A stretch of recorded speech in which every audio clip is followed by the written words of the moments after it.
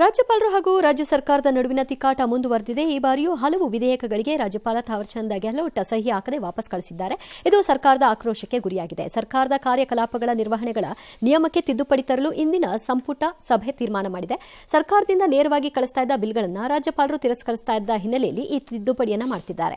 ಇದರ ಅನ್ವಯ ಸಿಎಂ ನೇರವಾಗಿ ಕಳಿಸಿಕೊಡುವಂತಹ ಮಸೂದೆಗಳನ್ನು ಸಂಪುಟದಲ್ಲಿ ಒಪ್ಪಿಗೆ ಪಡೆದು ಕಳಿಸುವ ಮಸೂದೆಗಳನ್ನು ರಾಜ್ಯಪಾಲರು ಪರಿಗಣಿಸಬಹುದಾಗಿದೆ. ಯಾವ ಬಿಲ್ಲಿಗೆ ಸಹಿಯನ್ನು ಹಾಕಿಲ್ಲ ಇವರು ಅನ್ನೋದನ್ನು ನೋಡ್ಬಿಡೋಣ ಬೇಗಾಗಿ. ಗ್ರಾಮೀಣಾಭಿವೃದ್ಧಿ ಮತ್ತು ಪಂಚಾಯತ್ ರಾಜ್ ವಿವಿ ತಿದ್ದುಪಡಿ ವಿಧೇಯಕ ಏನಿದೆ ಅದಕ್ಕೆ ಸಹಿ ಹಾಕಿಲ್ಲ. ಮೈಸೂರು ನಗರಾಭಿವೃದ್ಧಿ ಪ್ರಾಧಿಕಾರದ ವಿಧೇಯಕ, ಚಾಣಕ್ಯ ವಿಶ್ವವಿದ್ಯಾಲಯ ತಿದ್ದುಪಡಿ ವಿಧೇಯಕ, ರಾಜ್ಯ ವಿಶ್ವವಿದ್ಯಾಲಯಗಳ ತಿದ್ದುಪಡಿ ವಿಧೇಯಕ, ಕರ್ನಾಟಕ ಖನಿಜ ಹಕ್ಕುಗಳ ತೆರಿಗೆ ವಿಧೇಯಕ, ಸಹಕಾರ ಸೊಸೈಟಿಗಳ ತಿದ್ದುಪಡಿ ವಿಧೇಯಕ, ಹಿಂದೂ ಧಾರ್ಮಿಕ ಸಂಸ್ಥೆಗಳು ಮತ್ತು ಧರ್ಮಾದಾಯ ಸಂಸ್ಥೆಗಳ ತಿದ್ದುಪಡಿ ವಿಧೇಯಕ, ಕರ್ನಾಟಕ ಮಿನರಲ್ಸ್ ಮತ್ತು ಬೇರಿಂಗ್ ಲ್ಯಾಂಡ್ ಟ್ಯಾಕ್ಸ್ ಬಿಲ್ ವಿಧೇಯಕ ಇವಕ್ಕೆಲ್ಲವಕ್ಕೂ ಕೂಡ ಈಗ ಸಹಿಯನ್ನು ಹಾಕಿಲ್ಲ.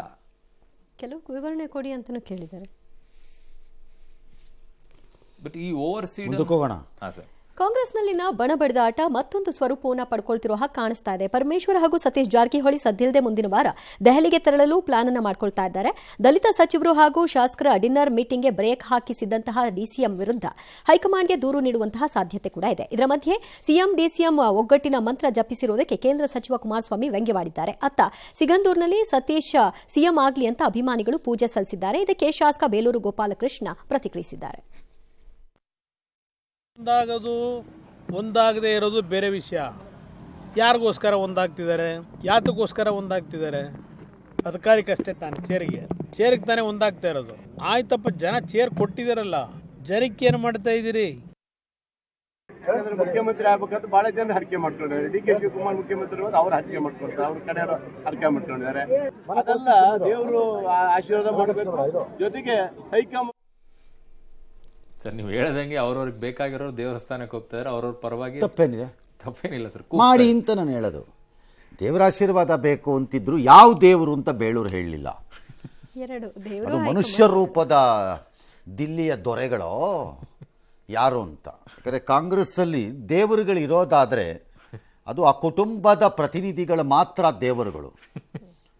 ಉಳಿದವ್ರು ಯಾರು ದೇವರುಗಳು ಅನ್ನೋ ಭ್ರಮೆಗೆ ಬಂದರೆ ಅವ್ರನ್ನ ಮಕಾಡೆ ಮಲಗಿಸ್ಬಿಟ್ಟು ಉಜ್ಜಿಬಿಟ್ಟು ಹಂಗೆ ಹೊಸ್ಕಾಕ್ಬಿಡ್ತಾರೆ ಭೂಮಿ ಒಳಕ್ಕ ಮೇಲೆ ಕಾಂಗ್ರೆಸ್ನವರು. ಕುಟುಂಬದವರು ಅಂದರೆ ಯಾರು?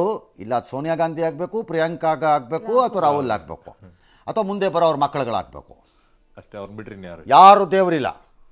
ದೇವರಿದ್ರೆ ಅಷ್ಟೇ ಇಲ್ಲದ ಅಲ್ಲಿರೋದು, ಅಲ್ಲೇ ವರ ಸಿಗೋದು. ಯಾಕಂದರೆ ನನ್ನ ಪ್ರಕಾರ ಇವತ್ತು ಕಾಂಗ್ರೆಸ್ಸಿನ ದೇವರು ಯಾರಾಗಬೇಕು?